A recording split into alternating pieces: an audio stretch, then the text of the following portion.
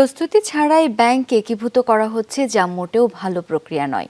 মার্জার জোরাজুরির বিষয় নয়, কিন্তু কেন্দ্রীয় ব্যাংক জোর করছে, এমন অভিমত Centre for Policy Dialogue CPD নির্বাহী পরিচালক ডক্টর ফাহমিদা খাতুনের। আর ডিবেট ফর ডেমোক্রেসির চেয়ারম্যান হাসান আহমেদ চৌধুরী কিরণ বলেন, আর্থিক খাতের অস্থিরতার দায় বাংলাদেশ ব্যাংক এড়াতে পারে না। শিয়া বাটার, অ্যালোভেরা ও ভিটামিন ই সমৃদ্ধ Lily beauty soap. Debate for ডেমোক্রেসির আয়োজনে ব্যাংক একীভূতকরণ নিয়ে ছিল ছায়া সংসদ বিতর্ক প্রতিযোগিতা। সেখানে সরকারি দল হিসেবে বেগম বদরুন্নেসা সরকারি মহিলা কলেজ এবং বিরোধী দল হিসেবে তেজগাঁও কলেজের বিতার্কিকরা অংশ নেন। অর্থনীতিতে ব্যাংক একীভূতকরণ সুফল বয়ে আনবে এমন প্রস্তাবের পক্ষে বিপক্ষে দুদলই যুক্তি তুলে ধরেন। কিভাবে ভাবেন যে ভারতের চিত্র আর বাংলাদেশের চিত্র এক হতে পারে? প্রধান অতিথির বক্তব্যে সেন্টার ফর পলিসি ডায়ালগ সিপিডির নির্বাহী পরিচালক ডক্টর ফাহমিদা খাতুন বলেন, ব্যাংকিং খাতের স্বাস্থ্য দুর্বল করার পেছনে কেন্দ্রীয় ব্যাংকের গাফিলতি ও রাজনৈতিক প্রভাব দায়ী। প্রস্তুতি ছাড়াই ব্যাংক একীভূত করার সমালোচনা করেন তিনি।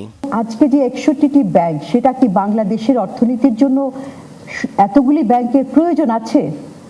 আমরা শুনতে পেয়েছি যে ব্যাংকগুলো আসলে অনেকগুলোই তাদের রাজনৈতিক একটা প্রভাবের কারণে অনেকগুলো লাইসেন্স পেয়েছে। এখানে অর্থনৈতিক যুক্তিযুক্ততা, ফিজিবিলিটি সেগুলোর ধার ধারেননি তারা। সভাপতির বক্তব্যে ডিবেট ফর ডেমোক্রেসির চেয়ারম্যান হাসান আহমেদ চৌধুরী কিরণ বলেন, আর্থিক খাতের অস্থিরতার দায় বাংলাদেশ ব্যাংক এড়াতে পারে না। শৃঙ্খলা বজায় রেখে ব্যাংক একীভূতকরণের মাধ্যমে গ্রাহকের আস্থা ধরে রাখতে 10 দফা সুপারিশ করেন। ব্যাংকিং খাতে যারা নামে বেনামে অর্থ আত্মসাৎ করে দেশে বিদেশে যারা অর্থকে গোপন করে রেখে দিয়েছে বা বিদেশে পাচার করেছে, তাদেরকে বিশেষ ট্রাইব্যুনালের মাধ্যমে বিচারের ব্যবস্থা করা। ঋণ জালিয়াতির সাথে যারা জড়িত রয়েছে, যারা অর্থ পাচারকারী রয়েছে, তাদের তালিকা প্রকাশ করতে আমাদের সঞ্চয় কোথায়? আমরা কি ভাসুরের নাম মুখে নিতে আমাদের কোনো কষ্ট হয়? প্রস্তাবের বিপক্ষ দল না বলুন।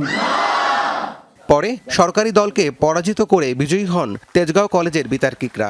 বিজয়ীদের হাতে পুরস্কার তুলে দেওয়া হয়। রাব্বি সিদ্দিকী, যমুনা নিউজ, ঢাকা।